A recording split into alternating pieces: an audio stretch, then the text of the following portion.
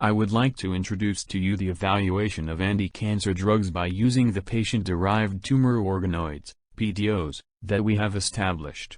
PDOs are considered to more closely represent the characteristics of tumors in the human body than ordinary cell lines. Therefore, PDOs are regarded as a more effective tool than cell lines for elucidating cancer mechanisms and evaluating anti-cancer agents. I will begin by describing the characteristics of the F-PDOs that we have established. The F in F-PDO denotes Fukushima. F-PDOs are cell aggregates that can be cultured for an extended period through in vitro cell culturing of tumor tissues isolated from patients.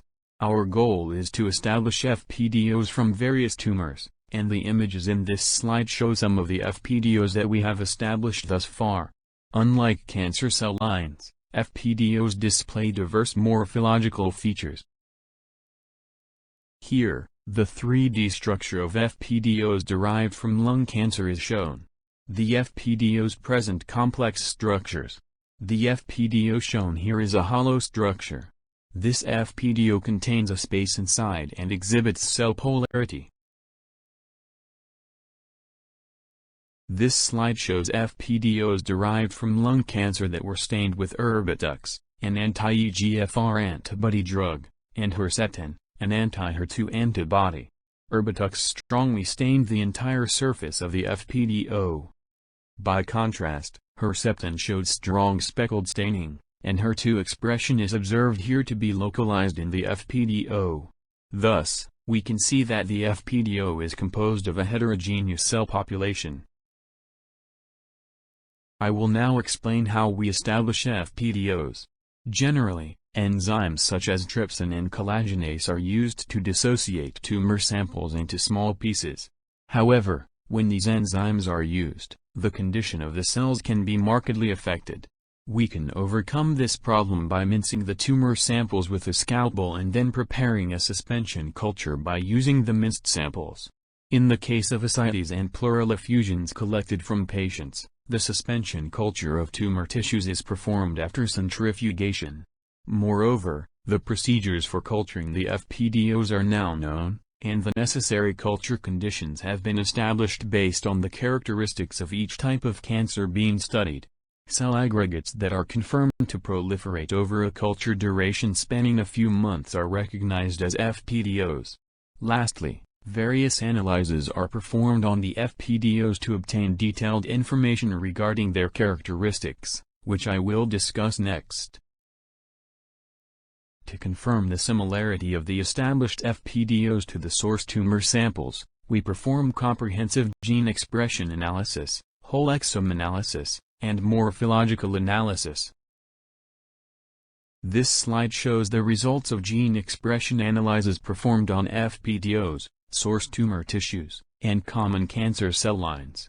Genes that are expressed at high and low levels are shown in red and blue, respectively.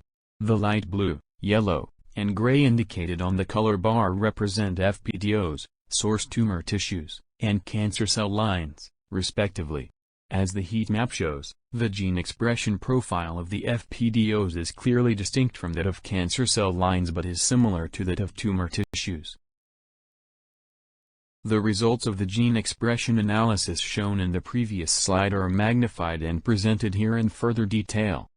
As shown in the red frame, the F-PDOs and the source tumor samples are present in the same cluster, whereas the cell lines are clustered separately.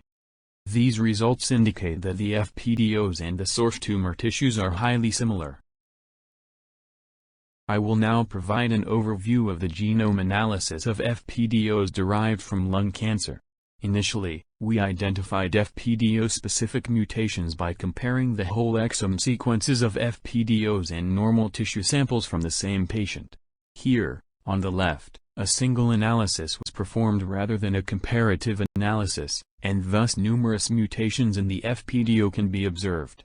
However, in a paired analysis performed to eliminate the mutations present in normal tissues, the cancer mutations that are specifically present in the F-PDO are clearly revealed. This is shown on the right. Moreover, the mutations circled in red here are the mutations that are also present in the source tumor tissue, and this indicates that the F-PDO retains the mutations of the source tumor tissue. Next, I will describe our morphological analysis of F-PDOs. Here, we performed hematoxylin and eosin, staining and immunostaining on F-PDO sections, and comparison of the F-PDO and its source tumor tissue revealed that these tissues present similar morphological features. This finding indicates that F-PDOs maintain the morphological aspects of their source tumor tissues. In this slide, I introduce our quantitative analysis of the 3D structure of F-PDOs derived from lung cancer. For this analysis, we use the software Novisite developed by Olympus. For each F-PDO, we quantified the volume of the cell mass, the cell density, and the ratio of proliferating cells by using the proliferation marker key 67. Our results clearly show significant differences between the distinct F-PDOs. Next, we analyze the expression and distribution of drug target molecules. We stained F-PDOs derived from lung cancer with Erbitux and Herceptin, the anti-EGFR and anti-HER2 antibody drugs that I mentioned previously, and then performed quantitative analysis. We found that EGFR and HER2 show distinct distribution patterns and expression levels in each F-PDO examined. This slide shows the change in gene expression in F-PDOs during long-term culture. Previous work has raised the concern that long-term culturing might cause F-PDOs to differ from their source tumor tissues. Therefore, we examined here the gene expression in F-PDOs immediately after establishment and after several months of culture. The same color indicates the same F-PDO, and the pink and green indicate F-PDOs immediately after establishment and after several months of culture. As the data here show, long-term culturing causes no significant difference in F-PDO gene expression. The F-PDOs we have established can be used to obtain data from not only gene expression, genomic, and morphological analyses. Detailed clinical data are also provided with the F-PDOs. These clinical data include information regarding sex, age, sampling site, metastasis, organs, diagnosis, position, size, staging, pathology and surgery findings, immunohistochemical staining, genetic diagnosis, medical history, radiation therapy, chemotherapy, and smoking/drinking habits. To date, 104 F-PDOs have been established from diverse cancers, including lung, endometrial, and ovarian cancers. These F-PDOs can be used in various assays by selecting the F-PDO suitable for the purpose by using the abundant annotation data that were introduced earlier in this talk. In the final slide of this part of the talk, I will discuss the development of patient-derived xenograft (PDX) mouse models by using F-PDOs. To date, almost half the established F-PDOs have been confirmed to engraft in NOG mice. Moreover, the characteristics of tissue samples from the xenografts have been confirmed to be identical to those of their source F-PDOs. This means that the efficacy of anti-cancer drugs can be evaluated both in vivo and in vitro by using the same tissue source. I will now move on to the next topic and address the differences between F-PDOs and other PDOs. The method used for the establishment and cell culture of F-PDOs differs considerably from that used for other PDOs. For example, for F-PDOs, we do not use enzymes such as collagenase and trypsin or extracellular matrix molecules such as laminin and collagen. Furthermore, as shown by the results of morphological, genomic, and gene expression analyses, F-PDOs maintain the characteristics of the source tumor samples, and the F-PDOs can also be cultured for an extended period, 6 to 12 months. I will now discuss how anti-cancer drugs are evaluated using F-PDOs. I will begin by describing the process of the high-throughput, HITE, assay performed using F-PDOs. This slide shows an overview of the assay. First, minced F-PDOs are seeded into 384 well ultra-low attachment plates, and 24 hours after the seeding, test compounds are added. After culturing for 6 days, The anti-proliferation effect of the compounds can be evaluated by quantifying viable cells based on measuring their ATP content. A panel assay was conducted to measure the proliferation inhibitory effect on 46 F-PDOs by using 74 representative anti-cancer drugs. The tested anti-cancer agents cover a broad spectrum of drugs used for treating cancer. We compared the growth inhibitory effects of 74 anti-cancer drugs against 46 types of F-PDO and cancer cell lines. The horizontal axis here shows each type of cancer, and the vertical axis shows each anti-cancer drug. The red and blue indicate the resistance and sensitivity to the anti-cancer drugs, respectively. For example, the result here shows that this anti-cancer drug is ineffective against F-PDOs but is highly effective against cancer cell lines. Thus, the F-PDO shows distinct sensitivity as compared to common cancer cell lines. I will now present some of the details of the data on the anti-cancer drugs tested against F-PDOs. We evaluated the anti-cancer drug sensitivity of 1 ovarian and 2 uterine F-PDOs, ROVA14, REM9, and REM11. According to the clinical records, the patients from whom the tumor tissues were obtained to establish these F-PDOs did not respond to either paclitaxel or carboplatin. Therefore, we measured drug sensitivity to ascertain whether the F-PDOs retain the tolerance to these anti-cancer agents. The results of proliferation inhibition assays revealed that the F-PDOs are highly tolerant to paclitaxel and carboplatin. The IC50 values were more than 10 micromolar. By contrast, the ovarian and uterine cancer cell lines that we tested, OVCAR3, SKOV3, and SKUT1B, were highly sensitive to paclitaxel. The IC50 values for paclitaxel were in the nanomolar range. Moreover, the IC50 for carboplatin was less than 1 micromolar for OVCAR3 and SKUT1B, indicating high sensitivity to the drug. The IC50 values measured for the F-PDOs, shown within the red frame of the table, indicate a high tolerance to paclitaxel and carboplatin. Notably, this corresponds with the drug response of the patients. I will now discuss the sensitivity of F-PDOs derived from lung cancer to drugs that target specific molecules. This is an example of the AGFR inhibitor sensitivity of lung F-PDOs being evaluated.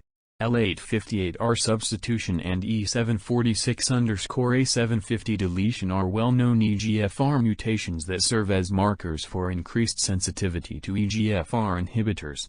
We evaluated the anti-cancer effect of an EGFR inhibitor by using F-PDOs harboring these mutations and mutation-free wild-type F-PDOs.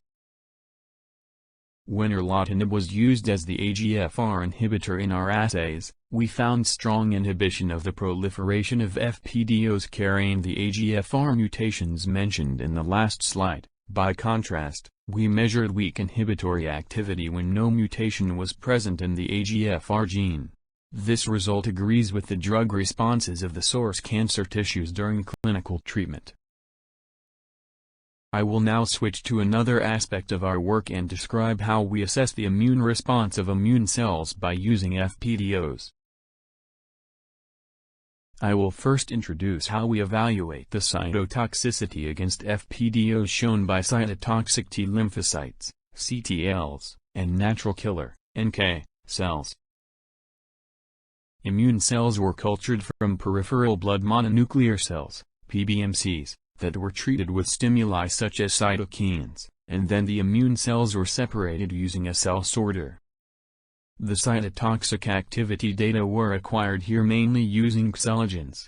The response of cells to specific stimuli such as growth, elongation, morphological change, and death can be determined in a label-free manner by measuring electrical resistance.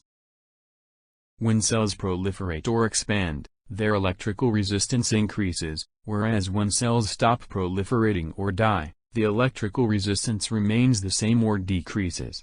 The electrical resistance value is displayed here as the cell index. This slide shows the measurement method. In this assay, F-PDOs are seated on the gold electrode, and the measurement is started after treatment with NK cells or CTLs. When the ratio of the F-PDO to immune cells, effector cells, was 1:5, NK cells induced 60% cell death against the lung F-PDO or LUN-007 after treatment for 4 hours, and T cells induced 40% cell death. Moreover, when the proportion of effector cells was increased, the induction of cytotoxicity was further strengthened. Similarly, the immune cells induced cytotoxicity in the lung F-PDO or LUN-021, although the cytotoxicity was lower than in the case of LUN-007.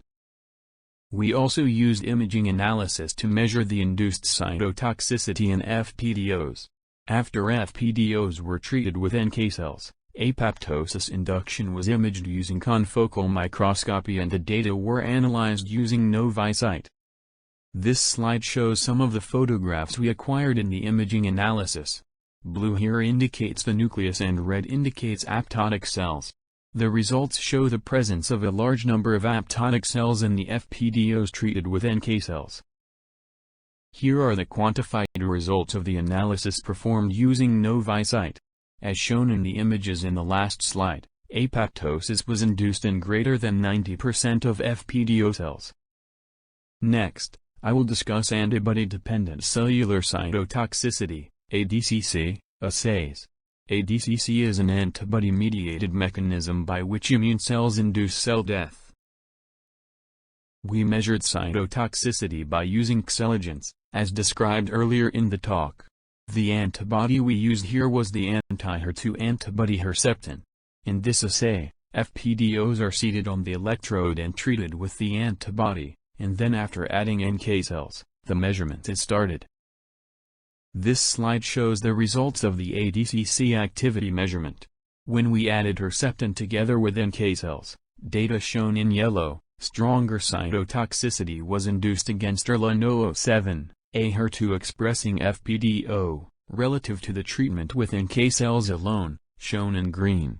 By contrast, addition of Herceptin with NK cells caused no increase in cytotoxicity in LUN-021, an F-PDO that does not express HER2.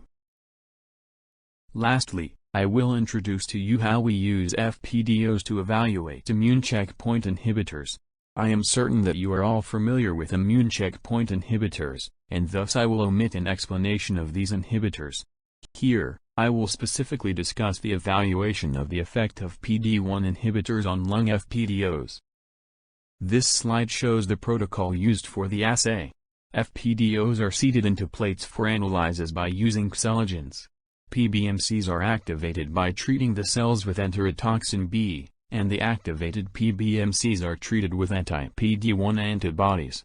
Last, the PBMCs are added to the F-PDOs and the measurement is started.